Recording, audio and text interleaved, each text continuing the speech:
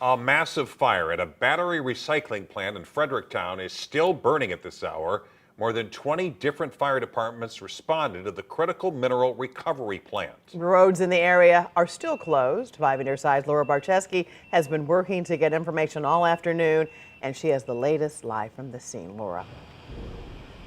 Mike and Kelly, these firefighters, as you can hear, have been working nonstop to put out this fire, dealing with small explosions and hot spots as that smoke continues to billow from the roof. Luckily, no one has been injured. The Madison County Sheriff's Office says first responders were called out to a large fire just after 1:30 Wednesday at the Interco Critical Mineral Recovery Plant, a newer factory near Fredericktown. They ended up evacuating homes and businesses near the plant. It is absolutely precaution. We do not know what is in the air. We did ask plant manager or operations managers to be concerned we are. They weren't concerned, so we're just doing as they requested. Al Watkins, an attorney for Critical Mineral Recovery, says there were about 75 employees in the facility at the time of the fire, and they were in the middle of processing large lithium-ion batteries. The material that was being processed down in Fredericktown was actually new manufacturing scrap material. Those batteries were used for vehicles. It's still unclear how the fire started, but the material is volatile, and they had a plan in place, getting everyone out safely without injury. The mayor of Fredericktown says while outside city limits, this is in their fire district. They've had assistance come in from all over the state. So the facility had a fire suppression inside. They also had a large vessel on the property for emergency use such as this. Unfortunately, they have had to need more water than what was available, and so we're continuing to truck in loads of water from resources within the county as well as the city's water systems. Fredericktown Fire asked residents north of the plant on Highway 00 to make sure all of their doors and windows were closed and not to spend too much time outside, as toxic fumes can be released with this type of material. As for the facility itself, the damage is extensive.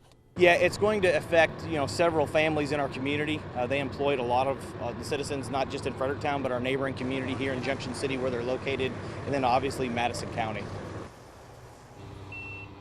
Highway 72 is still closed from Lincoln Drive to the bypass. As you can hear, this is still a very active scene, and they're asking residents and other people who are curious to stay out of the area as they have a lot of people crossing the street as well. The Missouri Department of Natural Resources was called out to monitor the air as well as any runoff.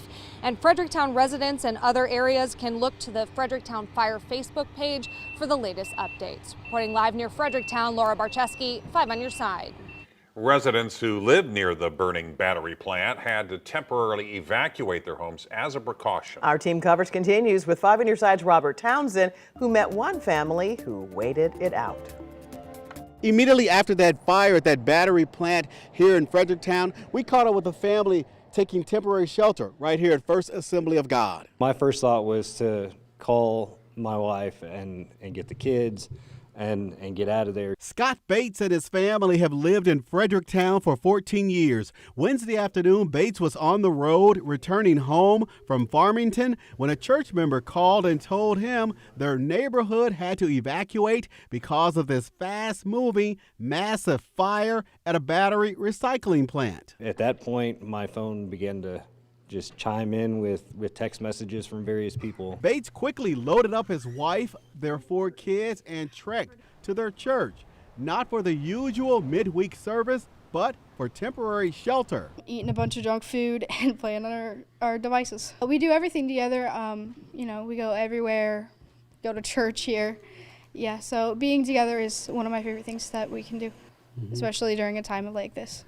After 3 hours, the family counted their blessings. I'm very happy that nobody is injured or hurt or, some of my friends' family works in the building where it happened. And you bet they couldn't wait to pack up and return home. It's a relief. A lot of uncertainty, but knowing at the end of the day that everything turned out all right, minus the loss of a building, it's good to know that we can go back home. In Fredericktown, Robert Townsend, 5 on your side. Tonight, investigators have not said exactly how many people temporarily left their homes.